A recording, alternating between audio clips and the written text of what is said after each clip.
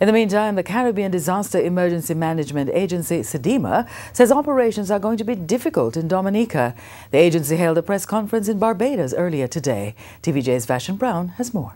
Hurricane Maria made landfall in Dominica at 9:35 last night, the time some would have been preparing for bed.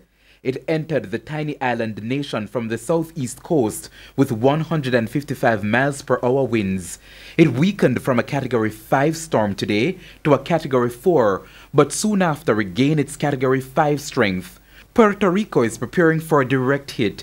The US and the British Virgin Islands are also expected to experience hurricane-force winds. As the projected track continues to the west-northwest, we expect sometime on Wednesday into Thursday for it to move over Puerto Rico into the Atlantic Ocean and track towards the Turks and Caicos Islands.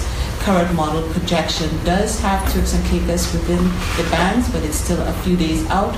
So looking at a better projection coming into Wednesday night to see what is happening with TCI.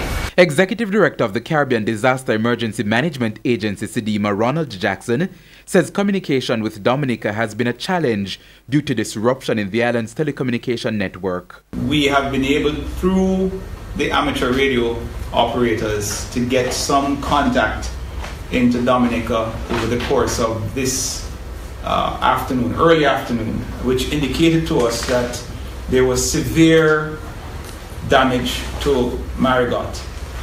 And that's a town on the sort of northeastern side of the island. CDEMA says the operations in Dominica are going to be really complex. That's because the agency is anticipating landslides and rock falls all over the island, which will make access difficult.